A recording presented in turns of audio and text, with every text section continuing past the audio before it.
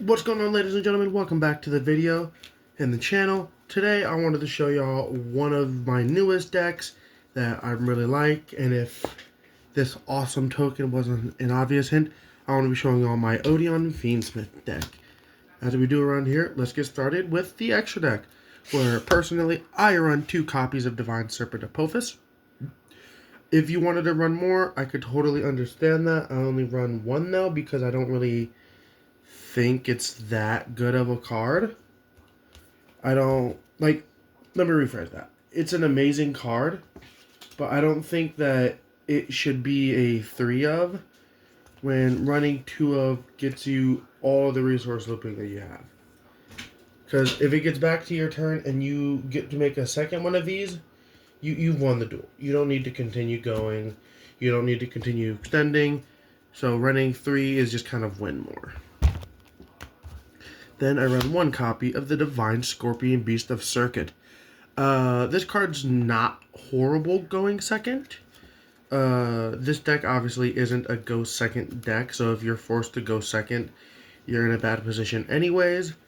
But this card can kind of help make it feel a little bit better because he can take 2 and destroy them. Then, for the Fiendsmith, we run 1 copy of Necroquip, 1 copy of Desiree, 1 Requiem, 1 Sequence, 1 copy of Silo Hot Rabbit because he is able to get us some of our other stuff like an Apophis the Serpent, or Apophis the Swamp Deity, or Angel Stature Azuroon, or the Silo Hot Trick, which I don't have right now, or the Statue of Anguish Pattern. Then we won 1 copy of SP Little Knight, 1 copy of Agnumde, 1 copy of DDD Wave High King Caesar, and then 1 Typhon and 1 Zeus. Now, on to our main deck, where we run 3 copies of the Man with the Mark. This card is your starter. It allows you to get treasures, which allows you to set Apophis the Serpent, then set another one, add the mystical beast of the Merciless Scorpion of Circuit, summon, add Temple of the Kings. It allows you to go full combo. And he also protects all of your stuff from being destroyed.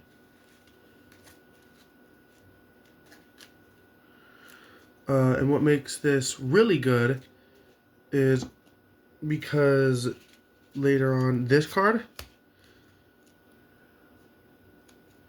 it'll become Temple of the Kings.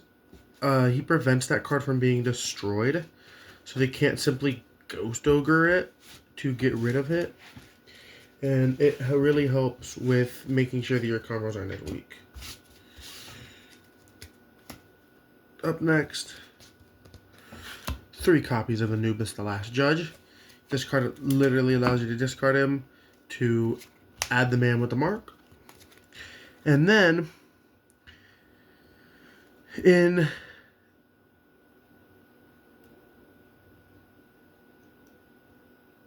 the next turn, when you have 3 or more cards in the graveyard, it will allow you to place 2 on the bottom of the deck, and then summon him back to the field. So after you do your stuff and you interact with your opponent, he allows himself to come back out and help you push for OTK damage. Up next, we play 3 copies of Engrava. Then we run 1 copy of Merciless Scorpion of Circuit. This card allows you to banish a level 10 or higher monster from your hand or deck. Your target for that is Nib. And then summon him, and then he searches Temple of the Kings, which allows you to activate a set card the turn it was set. Oh, also, during the battle phase, at the start of the damage step, If he battles a monster your opponent controls, you can destroy that opponent's monster, and if you do, he gains attack equal to half the destroyed monster's original attack. So he's like a cool kind of way to make things, like to get over a really big monster your deck normally couldn't. Then we play one Lacrima, the Crimson Tier, one Fabled Larry, 3 copies of Ash Blossom, 3 copies of Molcharmy Fuwalos, 1 Nib, 1 Droll for our crossout targets. Now onto the spell cards. We run 3 copies of Treasures of the Kings.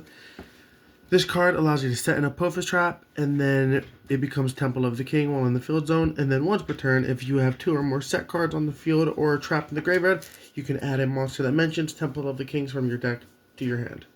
You can only activate one once per turn. So this is the card that you normally get off of the Man with the Mark, because it allows you to search the Merciless Beast of Circuit, and it allows you to help continue to extend. Then we play double copies of Tract. I'm going to be honest, in this channel I always strive to give y'all budget, cheap deck lists that you can enjoy. 1 Temple of the Kings. This is not the deck for that. This is a very expensive deck. For terms of like budget play, these are about $6 each at time of recording. These are about $8 each. She's about 12. These are about 7s. These are about 15s.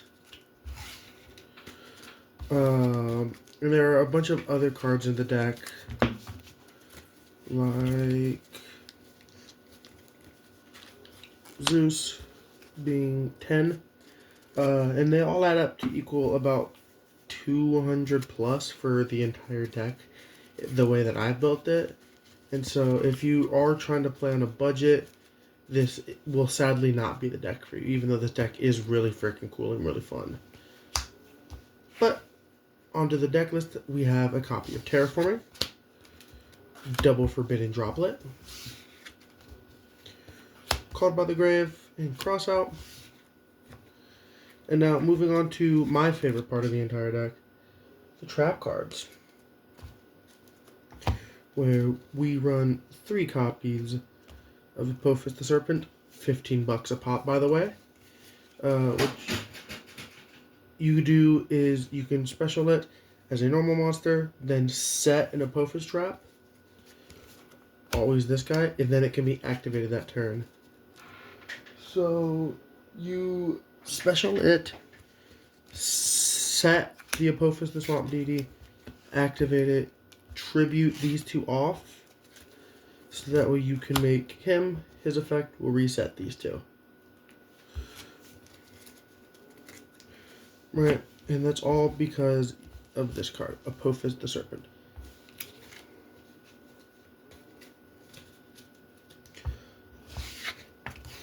Then we run 3 copies of Infinite Impermanence, double Apophis the Swamp Deity. So this card can summon itself as a normal monster with 2000 attack, 2200 defense. Sorry, I forgot to mention the Apophis the Serpent. This one summons itself as a 1618, like the original Apophis, the embodiment of Apophis. Double Apophis the Swamp Deity. And what it does is it allows you to summon it, and then up to the number of other continuous traps you control, negate the effects of that many cards on the field. So if you control 2, you can negate the effects of 2 face-up cards on the field. This does not target. Then we run 1 copy of Verdict of Anubis. This card is a spell trap negate that's on a counter trap that can also pop a card. And last but not least, we won 1 copy of Angel Stature Azure Rune. I run it for its effects of when your opponent will special summon a monster while this card's in your monster zone. Send to the graveyard one continuous trap in your monster zone that was special summoned from the spell trap zone. Negate the summon, and if you do, destroy the monster, monsters. And then, if this card in the monster zone is destroyed by battle, you can destroy the monster that destroyed it. And last but not least, probably, funny enough, my favorite card in the deck, the Statue of Anguish pattern. What it does is when a card is special summoned from my spell trap zone to the monster zone, while it's treated as a monster, I can target a card on the field, destroy it. So normally, because of what I have right now, or if you just prefer it, which I know I kind of do, instead of setting Still Hot Trick off of Still Hot Rabbit, you just set Statue of Anguish pattern, and that has much better results for you. And last but not least, we'll move on to the side deck, where I won one Gamciel, double DD Crow, double Ghost Bell, double Lancia, one Talent and Thrust, one Harpy's Feather Duster, one copy of Defense for the Temple. This guy is how you fusion summon out the Divine Scorpion Beast of Circuit. Because without it, you don't have any other ways to summon him. One Fiendsmith in Paradise. One copy of Solemn Judgment. And last but not least, rounding off the extra deck, if I determine that I need it while playing against the deck, I'll side in a copy of Embodiment of Apophis. But, yeah, that was my Odion Fiendsmith deck. If you really liked it, please make sure to like, comment, subscribe. Let me know if there are any other decks that you would like for me to try. I do have some decks on the way that are in brew right now that I really hope you'll like. But anyways, I want to thank you all so much for watching. Please always show love to the channel. Please share this with your friends and with the people you know that also want to learn how to play Yu-Gi-Oh! Let me know in the comments if you would like to see a combo video for this deck, so I can show y'all some of the combos that you can play, and I can show you some of the things that you can do. If y'all would like that, let me know, and I'll work on it. Link it to this video. But anyways, I want to thank y'all so much for watching. I always appreciate it. Peace.